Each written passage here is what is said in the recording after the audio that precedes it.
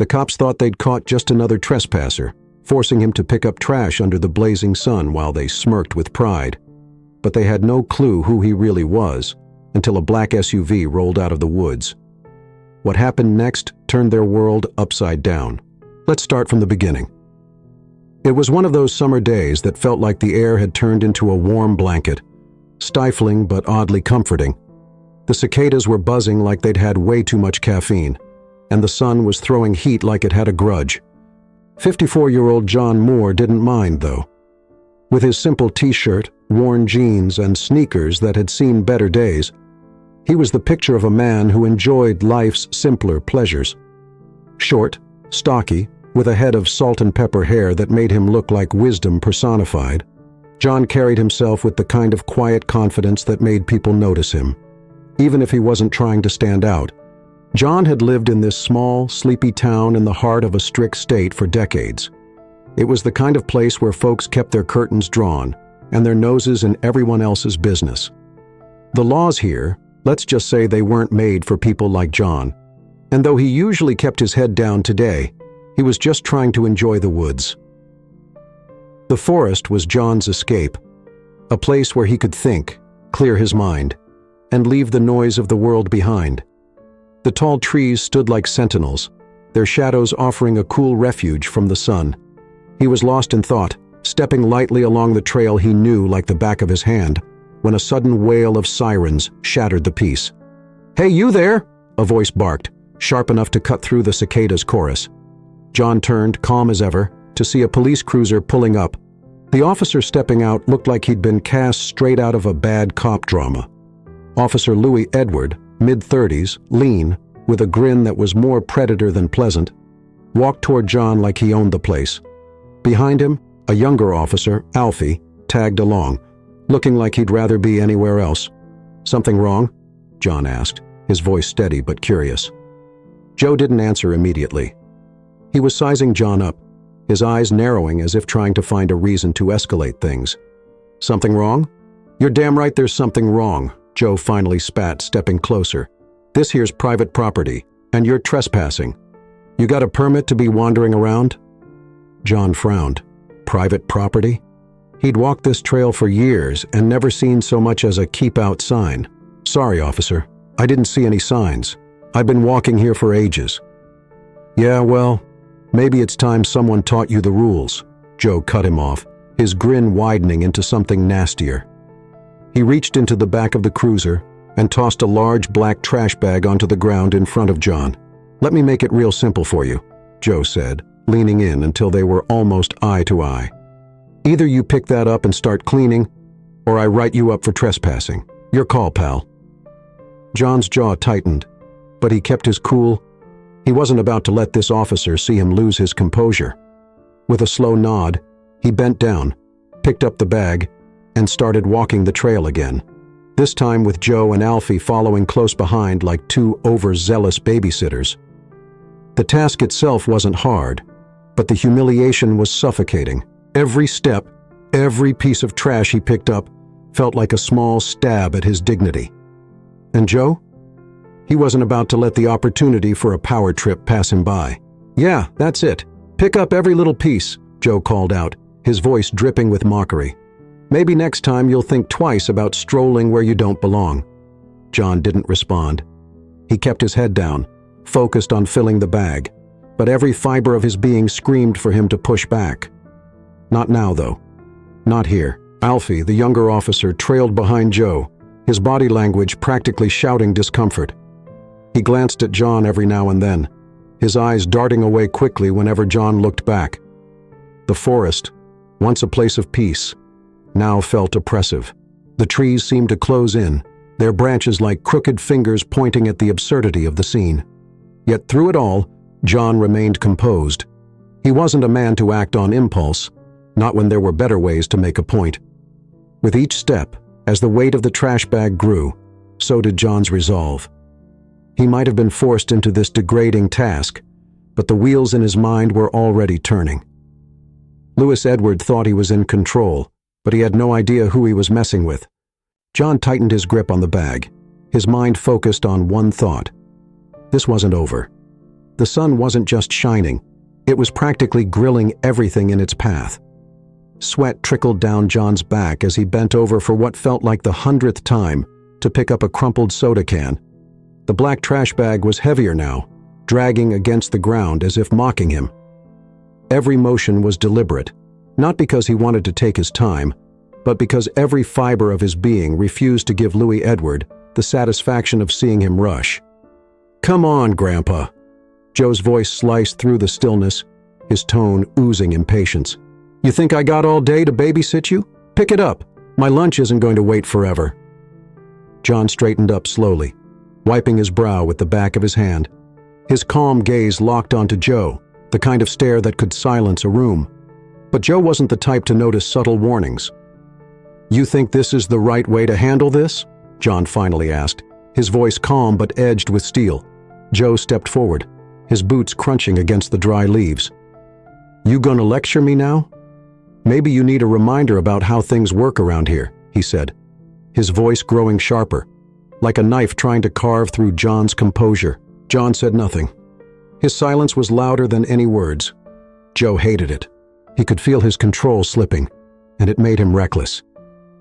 "Look at me when I'm talking to you," Joe barked, his hand twitching toward his holster, more out of habit than necessity. Before the situation could spiral further, the sound of rustling leaves broke the tense standoff. From the tree line, a figure emerged. Victor, the forest ranger. Rugged, with weathered skin and eyes that seemed to have seen it all, Victor was the kind of man who looked like he belonged in the woods. "What's going on here?" Victor's voice carried the weight of authority, even if he didn't wear a badge. He walked toward the group, his arms crossed, his boots thudding against the dirt path. Joe turned to face Victor, his grin returning like he was slipping into character. "Oh, nothing much," he said, waving a hand dismissively. "Just doing our civic duty, helping this gentleman clean up the forest he decided to stroll through without permission." Victor's eyes narrowed as they moved between Joe, Alfie, and John. His gaze lingered on John a moment longer, like he was trying to piece together a puzzle. John said nothing, but his eyes met Victor's with a quiet intensity that screamed, "You know this isn't right. This forest," Victor began, his voice slow and deliberate, "happens to be under state jurisdiction. Specifically, it's reserved for the governor's use. You boys have a permit to be out here giving orders?" For a split second, Joe's mask of confidence faltered. He recovered quickly, though, letting out a laugh that sounded more forced than genuine. "Governor's use? Come on, old-timer, don't make me laugh. This guy here was trespassing. We're just, teaching him some respect for the rules." Victor didn't budge. He planted his feet firmly. "Teaching respect, huh? You sure about that? Because it looks to me like you're a little out of your jurisdiction." Joe's irritation bubbled over, his grin twisting into a sneer. "Look, buddy, I don't know who you think you are." "I think I'm the guy asking the questions," Victor interrupted, his voice cutting through Joe's like a razor. "And I suggest you answer carefully." Joe clenched his jaw, his confidence cracking under the weight of Victor's unwavering stare. Alfie, who had been standing awkwardly to the side, looked like he wanted to shrink into the trees. His eyes darted between Victor and Joe, silently pleading for someone to defuse the situation. John, meanwhile, remained motionless, his hands resting lightly on the trash bag. He didn't speak, but his presence was anything but passive. He was watching, listening, and waiting. Joe finally broke the silence, his voice low and filled with frustration. "We're just doing our job, all right. This guy was wandering around where he shouldn't have been. End of story." Victor raised an eyebrow, his skepticism palpable. "You're sure about that? Because from where I'm standing, it looks like you're the ones crossing a line." Joe muttered something under his breath, then turned to Alfie. "Let's wrap this up. We don't have time to stand here all day." Victor didn't move as they started to back off, his eyes still locked on Joe like a hawk tracking its prey. John finally spoke, his voice calm but pointed. "Thank you, sir," he said, nodding slightly toward Victor. Victor nodded back, but his expression remained serious. He wasn't done with this, not by a long shot, and neither was John. As Joe and Alfie walked away, their retreat more hasty than confident, John felt a flicker of satisfaction. But it wasn't over. Not yet. The wheels were turning, and both he and Victor knew this encounter was only the beginning. The trash bag was nearly bursting at the seams, dragging behind John as if it carried the weight of every insult and jab Joe had thrown at him that afternoon. John's shirt clung to his back, damp with sweat, but his posture remained as steady as ever. Each step was deliberate, every motion purposeful.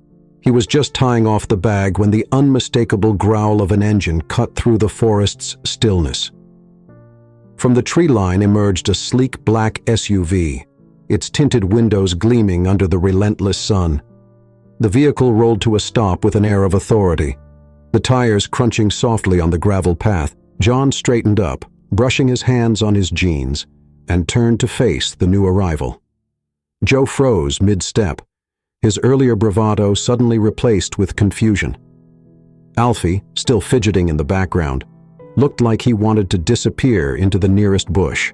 The driver's door opened first, and out stepped a man in a dark suit, his tie so sharp it could have cut through the tension in the air. His companion followed, equally polished, both of them exuding an aura of quiet power. Without hesitation, one of the men walked straight up to John, his expression composed but respectful. "Governor," the man said, his voice low and steady. "Is everything all right here?" He inclined his head slightly, a gesture that was equal parts deference and reassurance. For a moment, the forest seemed to hold its breath. Joe's jaw practically hit the dirt, his face cycling through a kaleidoscope of emotions: disbelief, panic, and something that looked suspiciously like regret. Alfie, on the other hand, went as pale as a ghost, his hand gripping the edge of his utility belt like it was the only thing keeping him upright. John allowed the silence to stretch just long enough to let the weight of the situation sink in. Then, for the first time that afternoon, he smiled. A calm, deliberate smile that spoke volumes. "Yes," John finally said, his voice carrying a steady confidence that seemed to ripple through the air. "Everything's fine now."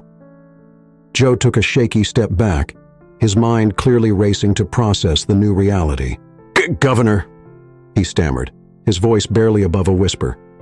The word hung in the air like an uninvited guest, impossible to ignore.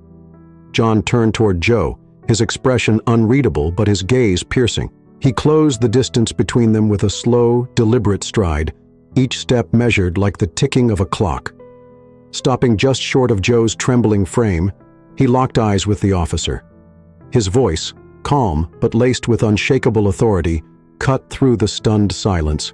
"This," John said quietly, "is your last day in uniform." The sentence wasn't loud, but it didn't need to be. It carried the weight of inevitability, a verdict delivered with all the subtlety of a hammer hitting a nail. Joe's face twisted into something between a grimace and a plea, but he didn't dare speak. Behind them, Alfie looked like he was ready to bolt, but the suit-clad men standing near the SUV ensured he stayed rooted in place.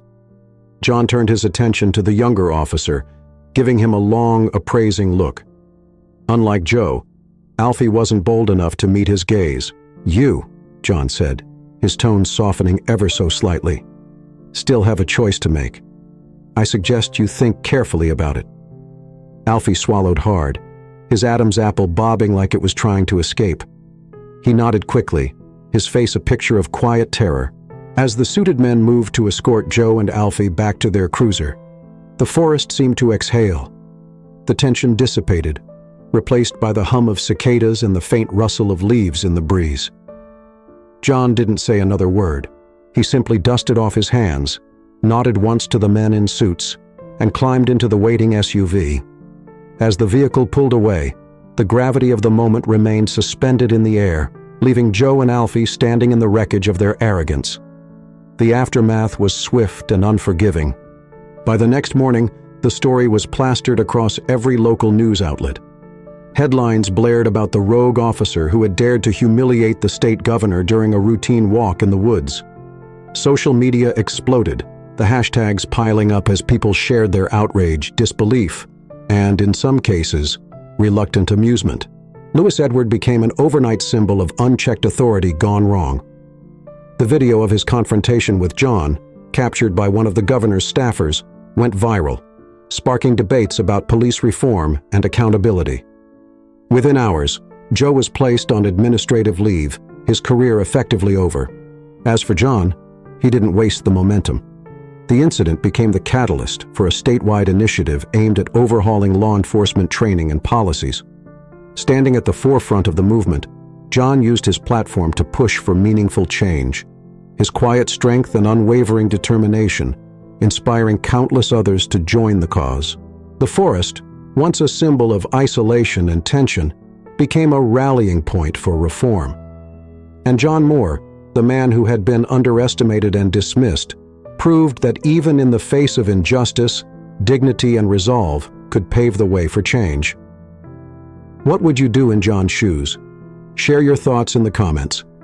Have you or someone you know faced something like this? Don't forget to like and share to spread awareness. This story was made to inspire change and make the world better. Your voice matters.